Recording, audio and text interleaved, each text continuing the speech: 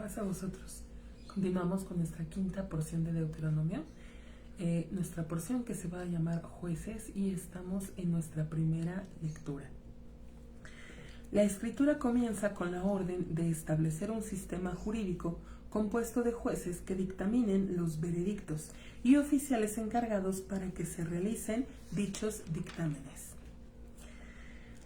Gran parte de esta porción trata con leyes dirigidas a los líderes de la nación, pues ellos tienen influencia sobre el pueblo y son los que tienen el poder para llevar a cabo varias de las leyes de carácter colectivo mencionadas en esta porción. Empezamos entonces con nuestra primera lectura. Nos encontramos en el capítulo 16 a partir del verso 18, que dice: jueces y oficiales asignarás para ti. Para ti, primero júzgate a ti y luego a los demás. El juez, más que cualquier otra persona, debe ser impecablemente limpio de cualquier torcedura en su vida personal para poder juzgar a los demás. También nos está dando a entender que dentro de cada ciudad debía haber un grupo de jueces y de oficiales. Estos, como policías, decimos que van a ejercer, a que se lleve a cabo la orden del juez. En cada pequeña ciudad, en cada pueblo, aldea, debía establecer sus jueces, sus líderes, pero va a haber uno principal que vamos a seguir leyendo para entender un poco mejor. Dice: jueces y oficiales asignarás para ti en todos tus pórticos, ciudades, los cuales Dios, tu Dios Todopoderoso, otorga a ti para tus tribus, y juzgarán a el pueblo juicio recto. No inclinarás el juicio, no reconocerás caras, es decir, no harás acepción de personas, no porque estés rico, no porque aquel es pobre, no porque ella es mujer o porque este es anciano. No vas a reconocer caras en el momento de un juicio. Dice: no inclinarás el juicio, no reconocerás caras y no tomarás soborno. Una de las columnas que sostienen el mundo es la justicia. No tomes a la ligera el asunto de la justicia, ya que cuando hay injusticias se estremecen las columnas del mundo. Si algo hemos aprendido es que nuestro Dios dirige el mundo con misericordia, pero también con justicia. Dice el verso sobre el soborno: pues el soborno encegueció los ojos de los sabios y estropeará las palabras de justos. El soborno viene de la palabra shohad. Shohad quiere decir que el juez y el acusado se hacen uno, se unen por el interés común. Prohibido tomar soborno aún para juzgar verdad, incluyendo recibir algún favor del contendiente de manera desapercibida, provoca enceguecer los ojos del juez. Decimos, si juzgas, el cohecho está mal de todos modos. Si juzgas en su favor, está mal. Y si juzgas en su contra, eres malagradecido, que es también una cualidad muy negativa. Por lo tanto, dice, no tomes, no inclines, no reconozcas caras, no. Sé justo en lo que haces. Dice, verso 20, rectitud recta perseguirás. ¿Y por qué lo menciona dos veces? Bueno, dice: asigna el mejor juez únicamente según aptitudes. Veíamos en diversas porciones cuáles son las características que debe tener este juez. No puede ser cualquier persona. Ahora, también que nos diga dos veces rectitud recta, también le está hablando a los contendientes.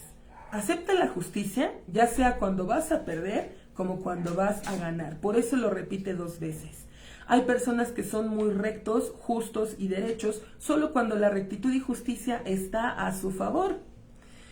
También repite rectitud recta, uno para justicia y otro para arbitraje, porque hay casos en que la justicia no se puede decidir quién tiene razón, ya que ambos están en su derecho.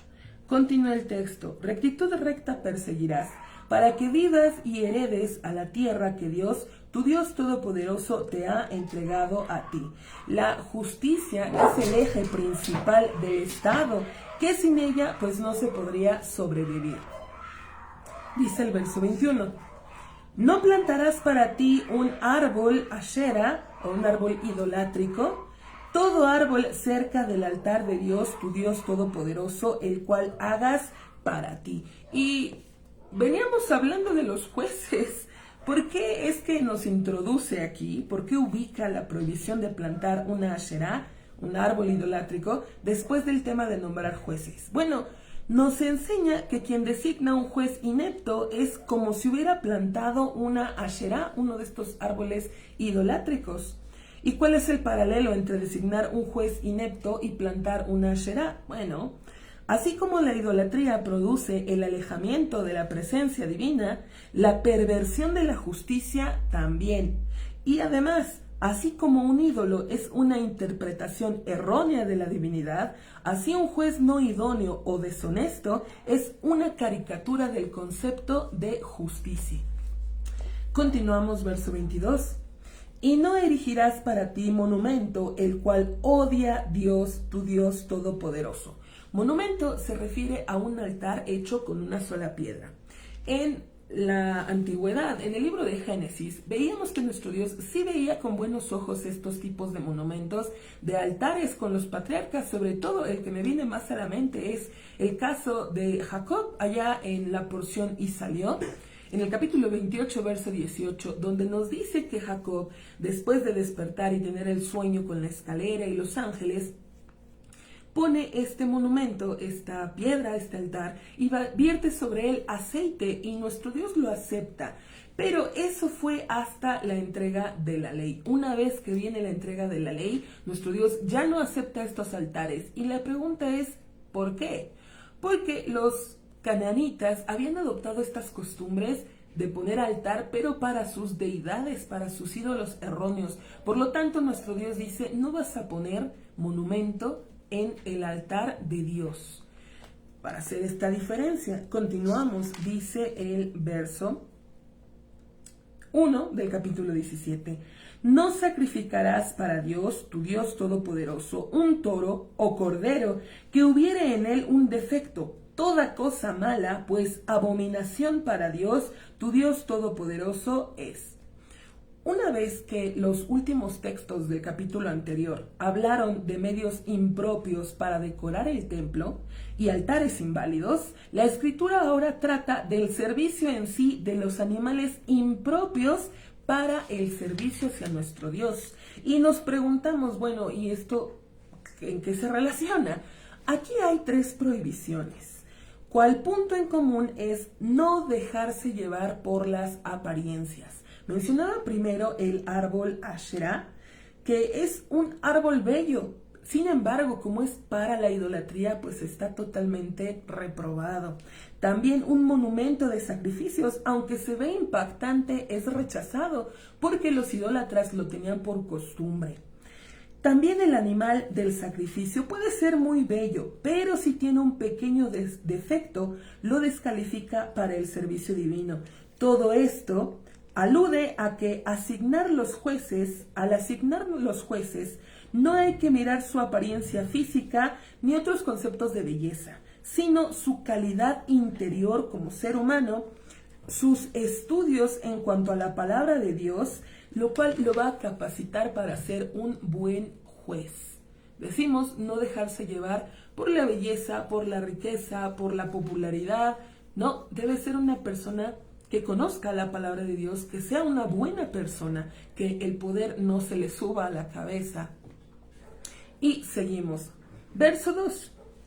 Si se encontrare dentro de ti en uno de tus pórticos, en una de tus ciudades, que Dios, tu Dios Todopoderoso, ha de entregar para ti, un hombre o una mujer que hiciere a el mal ante los ojos de Dios, tu Dios Todopoderoso, para transgredir su pacto, y fuere y sirviere a ídolos ajenos, y se postrare a ellos, o al sol, o a la luna, o a cualquier hueste de los cielos, que no ordené, recuerde, nuestro Dios muy claramente en reiteradas ocasiones ha hablado en contra de la idolatría.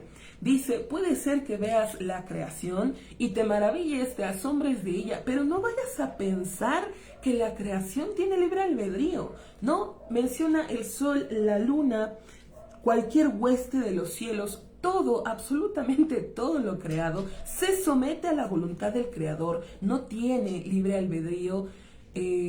imaginación, pensamiento propio, no, se somete a la orden que le dio nuestro Dios. Incluso hay textos que nos dice que al sol le ordenó salir de un lado, ocultarse en otro lado, y así lo hace. Decimos, no porque tenga un libre albedrío, sino porque nuestro Dios le impuso esa ley, así como al mar, tanta abundancia, y sin embargo, Dios le puso un límite del cual no va a pasar. Dice entonces, a nada de esto te vas a inclinar, dice, y fuere contado a ti y escuchaste e indagares bien, y he aquí es verdad, cierto es el asunto, se cometió la abominación esta en Israel. ¿Por qué nos lo dice tantas veces? Hubiera bastado decir, y es verdad, y se acabó, y ahorra en tinta y en espacio. No, nos lo está diciendo porque ya que la vida de la persona está en juego, y nuestro Dios está en preservar la vida, no matar por matar, no, para nada. Dice entonces, ya que la vida de la persona está en riesgo, hay que indagar, pero perfectamente, hay que buscar por todos lados, hay que preguntar, hay que checar, hay que corroborar, hay que averiguar bien el asunto. No nada más puedes juzgar a la ligera, no, bien, hacer un buen juicio con la persona. Dice, entonces sacarás al hombre aquel o a la mujer aquella. ¿Por qué recalca a la mujer? Bueno, para que no pienses, decíamos al principio del texto que no se puede hacer acepción de personas. Para que no digas es que es más débil, o quizá no sabía, o quizá nunca le dijeron. No, todos, absolutamente todos tenemos el deber de estudiar la palabra de Dios, sea hombre, sea mujer, sea chico, sea grande. No nos podemos quedar con lo que me dijo, porque entonces podemos errar en una ley, en un mandato. Hay que estar en estudio constante, y cuando se ha descubierto que la mujer también falló, también debe ser juzgada pues con la severidad que está escrito. Dice, claro, no hay diferencia entre personas con respecto al pecado de la idolatría. Es, yo creo que el mayor pecado que nuestro Dios aborrece. Por algo es el primero o de los primeros mandamientos. Dice que hicieron a el asunto el malo hacia tu pórtico a el hombre o a la mujer, y los lapidarás con piedras y morirán. Es decir, había que ejecutarlos en el pórtico de la ciudad, a la entrada de la ciudad, y para propagar que el pórtico de la ciudad, para publicar el castigo de esta actitud, para propagar que la idolatría pues a final de cuentas no lo salvó, no le sirvió de nada, y para que el pueblo tema. Al ver esto, lo que se hace con un pecador, pues el pueblo mismo no quiera caer en esa falta. Dice, verso 6, por boca de 2 o 3 testigos morirá. ¿Por qué dice 3? Si ya dijo 2, es... si el testimonio de 2 sirve, pues con mayor razón el de 3. ¿Para qué nos lo reitera? Porque, repetimos, está en juego la vida de una persona. Mientras más testigos haya, mejor, porque los testigos deben corroborar, todos deben estar en sintonía con su testimonio. No pueden, si uno lo altera, si uno lo cambia, quiere decir entonces que no es verdad, y se podría salvar la persona porque no es cierto. Pero mientras más testigos haya que corroboren los hechos, pues mejor. Decimos, está en vida, está en riesgo, en juego la vida de la persona. Por lo tanto hay que indagar muy bien. Dice, entonces, por boca de 2 o 3 testigos morirá el muerto. ¿Por qué le dice el muerto? Bueno, solo por el hecho solo por haber hecho un pecado tan grave ya es considerado hombre muerto, siendo la ejecución solo un proceso. Aun si no lo pudieran ejecutar por falta de pruebas o testimonios, de todos modos será ejecutado por la justicia divina. Dice, no morirá por boca de un testigo único. Tiene que haber más. Dice el verso 7.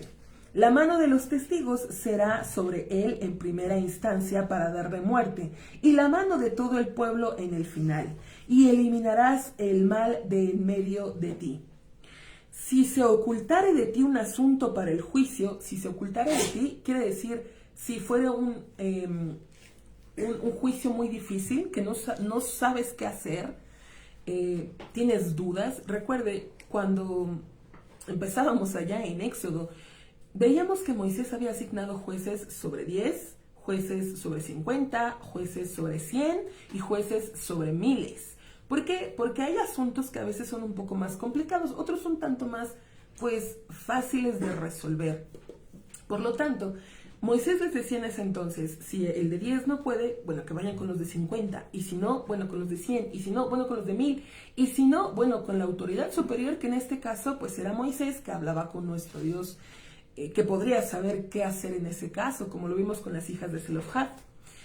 Entonces aquí, recuerde, cada ciudad, cada lugar, aldea, tribu, pueblito, tenía sus propios jueces. Si había un asunto muy difícil que no pudieran resolver, bueno, debían ir a una autoridad mayor. ¿Quién era esa autoridad mayor? Seguimos leyendo.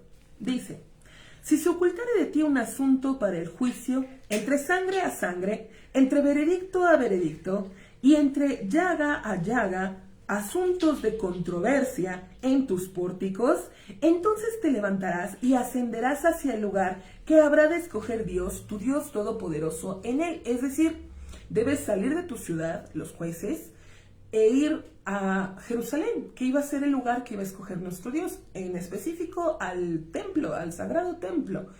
Debían ir ahí con el Sanedrín, esta corte rabínica, la mayor de todas, que constaba de 71 pues ancianos, estudiosos, sabios, conocedores, con ellos, para saber qué es lo que vas a hacer. Dice, verso 9, y vendrá hacia los sacerdotes, recuerde, ellos están ahí oficiando en el templo sagrado, los levitas, y hacia el juez que hubiere en los días aquellos. ¿Por qué nos dice en los días aquellos? ¿Acaso se te puede ocurrir que irás al juez de otros días? ¿A un juez que ya murió? ¿A un juez que aún no nace? No, sería como repetitivo. No, nos está dando a entender, recuerde, nuestro Dios es el que pone y quita reyes. Si hay un juez en ese momento es porque nuestro Dios lo designó. Ese juez es el que nuestro Dios quiere para que esté en ese momento con esa generación. De esto entendemos que puede haber jueces de un nivel un tanto bajo, como lo fue en el caso de Jefté, que llegó a cometer error pues de ofrecer, de prometer a su propia hija. Puede haber jueces de un nivel bajo, pero era el que nuestro Dios designó para ese momento, para esa generación, y lo mismo, jueces muy elevados como por ejemplo el profeta Samuel, el gran juez también de Israel. Decimos, son el juez que la nación, la generación requiere en ese momento. Todo es por orden de nuestro Dios. Dice, e indagarás y comentarán a ti al asunto del juicio, y harás según la palabra del asunto que digan a ti desde el lugar aquel el cual escogiere Dios, y cuidarás para hacer conforme a lo que te instruyeren. Es decir, les vas a decir cuál es el problema. Ellos van a consultar, van a rogar la intervención de Dios y te van a declarar el veredicto. Y lo que te digan vas a acatar. De aquí aprendemos la obligación de acatar y obedecer las palabras de las autoridades, de los jueces, sin objeción. Decimos, en cada generación es obligatorio obedecer la palabra de las verdaderas autoridades. Sería ilógico decir, yo creo en Dios, yo creo en su palabra, pero no respeto a mi autoridad. Decimos, esto sería una muestra pues de total ignorancia, porque decimos, nuestro Dios dejó transmitida su palabra, la dejó para nosotros, y estudiándola nos damos cuenta de que hay que obedecer a las autoridades, a las verdaderas autoridades. Veíamos cuáles eran los requisitos para poner estos jueces. Más adelante el apóstol Pablo dará también los requisitos para ser un buen obispo, un buen diácono. Vamos, los líderes, los dirigentes, los que están enfrente del pueblo de Dios, deben cumplir con estas características. Decíamos, no puede ser un ignorante, no puede ser alguien que se puso por su fama o por su dinero o por su belleza. No, debe ser una persona sabia y entendida de la palabra de nuestro Dios. Continuamos, verso 11. Según la enseñanza que te instruyeron y según el veredicto que dirán a ti, harás. No te apartarás del asunto que digan a ti, derecha o izquierda. Es decir, aunque te dijeran que la izquierda es la derecha y la derecha es la izquierda, tú debes acatarlos. A pesar, aunque te parezca con seguridad que están equivocados, tal como decirte que la derecha es la izquierda, debes acatar, debes obedecer, no preguntar, ¿cómo voy a hacer esto en contra de mi criterio o convicción? No, debes decir, hago esto porque es la voluntad de Dios. Así lo escribió en su escritura, así está en la divina palabra y yo obedezco al Creador. Más aún, el Espíritu de Dios permanece con ellos para cuidarlos de no equivocarse. Por lo tanto, la instrucción de obedecer a las autoridades. Dice, verso 12, ¿qué pasa con el que definitivamente no quiere acatar el veredicto? Dice, y el hombre que actuare deliberadamente con maldad para no escuchar al sacerdote, el que está parado para servir allá a Dios, tu Dios todopoderoso, o al juez, entonces habrá de morir el hombre aquel, y eliminarás el mal de Israel, y todo el pueblo escucharán y temerán, y no actuarán deliberadamente con maldad más. Decíamos, esto sirve como ejemplo. El matar a la persona para que todo el pueblo, al enterarse de esto, tema. Ahora, en nuestros días, pues no matamos físicamente, pero sí sería también una muerte espiritual. El no querer acatar lo que dicen las autoridades, decimos, también sería una muerte espiritual para nosotros. Y hasta aquí concluimos con nuestra primera lectura de nuestra quinta porción de Deuteronomio, Jueces. Continuaremos más adelante, si Dios lo permite. Paz a vosotros.